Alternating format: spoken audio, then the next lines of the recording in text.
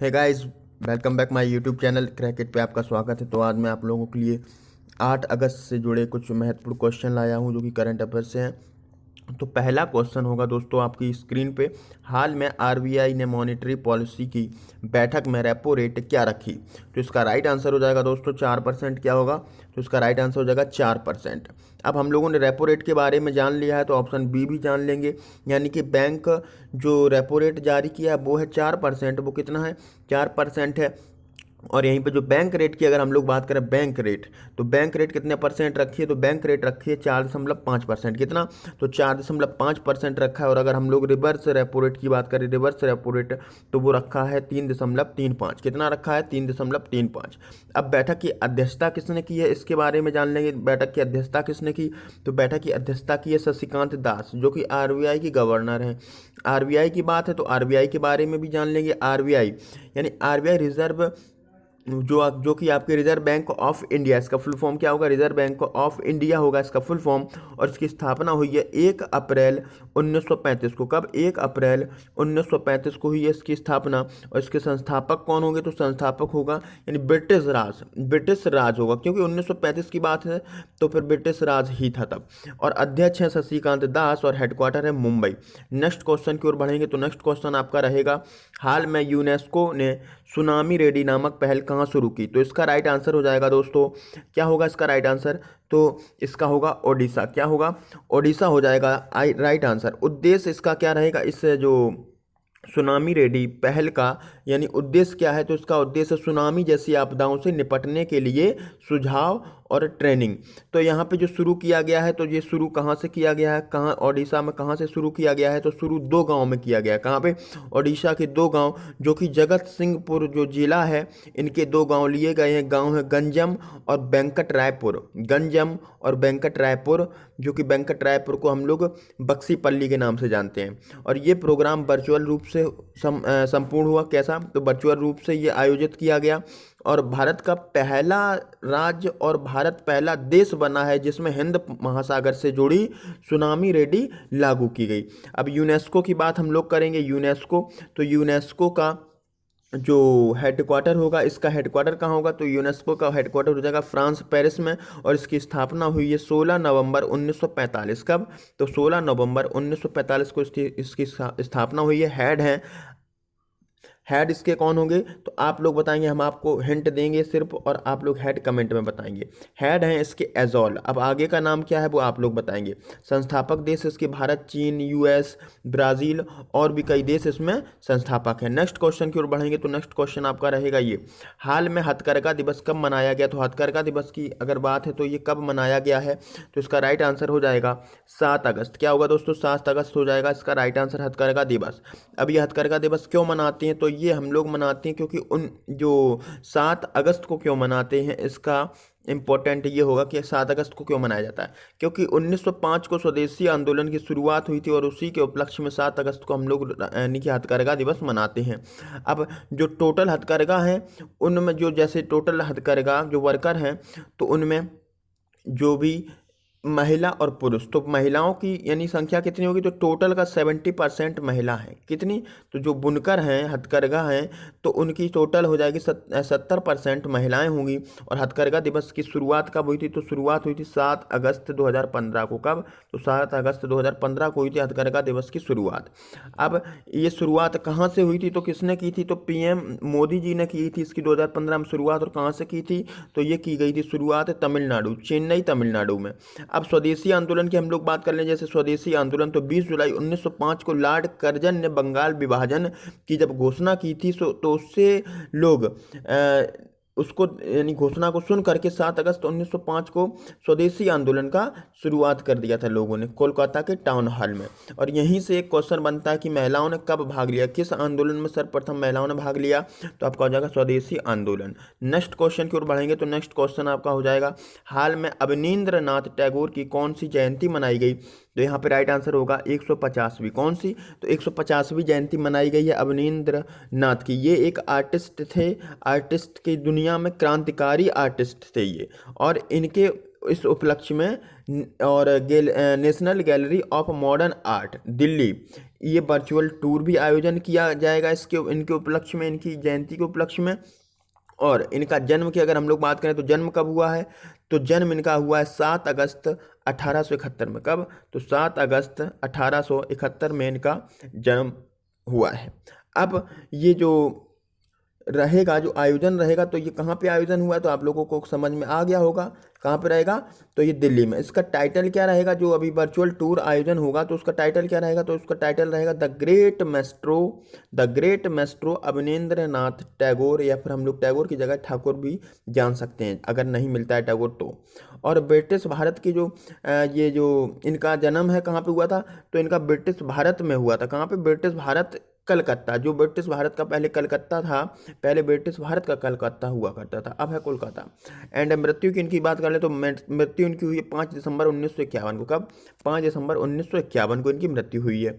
अब इन्होंने क्या क्या किया, जैसे Indian society of oriental art की स्थापना की, स्कूल ऑफ आर्ट की स्थापना की। ठीक है, नेक्स्ट क्वेश्चन आपका जैसे पॉइंट बनता है 140वीं जयंती, तो 140वीं जयंती किसकी मनाई गई, तो मुंशी प्रेमचंद्र की मनाई गई 140वीं जयंती। कब मनाई गई, ये आप लोग कमेंट में आंसर करेंगे। नेक्स्ट आपका क्वेश्चन रहेगा ये, हाल में संघ लोक सेवा आयोग यूपीएससी का नया अध्यक्ष किसे चुना गया है, तो इसका राइट आंसर हो जाएगा आपका प्रदीप कुमार जोशी। प्रदीप कुमार जोशी को अभी यूपीएससी का जो नया अध्यक्ष चुना गया है। किसका स्थान लेंगे, तो ये लेंगे अध्यक्ष, यानी किसका स्थान, तो अरविंद सक्सेना का। किसका स्थान लेंगे, तो अरविंद सक्सेना का स्थान लेंगे। और इससे पहले ये जो आपके प्रदीप कुमार जोशी है, तो इससे पहले मध्य प्रदेश छत्तीसगढ़ में लोक सेवा आयोग के अध्यक्ष रह चुके हैं। और इनका कार्यकाल कब तक रहेगा, तो कार्यकाल की बात करेंगे तो कार्यकाल रहेगा 12 मई 2021 तक। कब तक, तो 12 मई 2021 तक। अब यूपीएससी की हम लोग बात कर लें तो यूपीएससी आपका जो हो जाएगा स्थापना, तो स्थापना इसकी हुई है 1 अक्टूबर 1926। कब हुई, तो इसकी स्थापना हुई है 1926 को, 1 अक्टूबर 1926। और संस्थापक इसके कौन होंगे, ये भी आपको बताना होगा। तो संस्थापक है यूके सांसद कौन, तो यूनाइटेड किंगडम सांसद होगी इसकी संस्थापक, और हेडक्वार्टर होगा न्यू दिल्ली। मुख्य इसका विभाग होगा वो होगा भारत सरकार। अब यहीं से हम लोग देखें जैसे ऑप्शन और भी आपको दिख रहे हैं, यतीश यादव। तो यतीश यादव अभी रॉ बुक यानी रॉ नामक बुक को लिखा है यतीश यादव ने। और ऑप्शन दिख रहा होगा अजय त्यागी, तो अजय त्यागी अभी सेबी के अध्यक्ष चुने गए थे। और ब्रजराज शर्मा जो आपको दिख रहे हैं ये हैं एसएससी के अध्यक्ष। कौन है, एसएससी के अध्यक्ष। एसएससी यानी स्टाफ सिलेक्शन कमीशन, कर्मचारी चयन आयोग। इसकी स्थापना कब हुई थी, तो हुई थी 4 नवंबर 1975 को। हेडक्वार्टर होगा न्यू दिल्ली।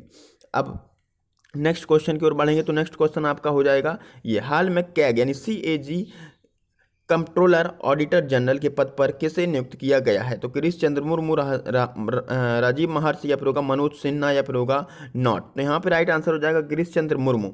तो गिरीश चंद्र मुर्मू को अभी हाल में कैग के पद पर नियुक्त कर दिया है माननीय राष्ट्रपति जी ने कैग के पद पर किसको नियुक्त किया है, तो यानी GC मुर्मू को। किसको, तो गिरीश चंद्र मुर्मू को। ये कश्मीर के पूर्व राज्यपाल है। कौन, तो ये कश्मीर के पूर्व राज्यपाल थे जिनको अभी हाल में ही इस्तीफा इनका स्वीकार कर लिया गया है। अब कैग तो कंट्रोलर ऑडिटर जनरल यानी कि नियंत्रक महालेखा परीक्षक बोलते हैं। इसमें पहले कौन था या ये किसका स्थान लेंगे, तो GC मुर्मू हैं, ये राजीव महर्षि का स्थान लेंगे। किसका लेंगे, तो राजीव महर्षि का स्थान लेंगे। किसका स्थान लेंगे, तो ये लेंगे राजीव महर्षि का स्थान लेंगे।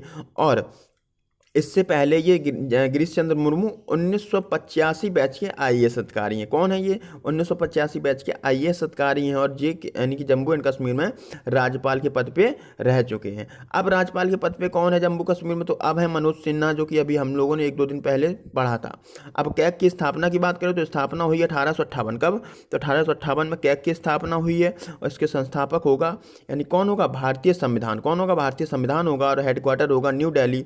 और कैग का वेतन कितना होता है, क्वेश्चन कभी कभी डायरेक्ट पूछ देता है एग्जामिनर कि कैग का वेतन कितना होता है, तो होता है 2,50,000। कितना, तो 2,50,000। अनुच्छेद किस अनुच्छेद के अंतर्गत आता है, तो ये आता है 148 अनुच्छेद के अंतर्गत। नेक्स्ट क्वेश्चन की ओर बढ़ते हैं दोस्तों। तो क्वेश्चन हमारा रहेगा, हाल में हुई स्मार्ट इंडिया 2020 प्रतियोगिता में प्रथम पुरस्कार किसने जीता, तो इसका राइट आंसर होगा DIAT। किसने जीता, तो इसको जीता है defence institute of advance technology यानी कि DIAT। अब इसका आयोजन किसने किया था, तो आयोजन किया है शिक्षा मंत्रालय यानी कि मानव संसाधन विकास मंत्रालय, जो कि पहले था अब हो गया शिक्षा मंत्रालय। क्या हो गया, शिक्षा मंत्रालय।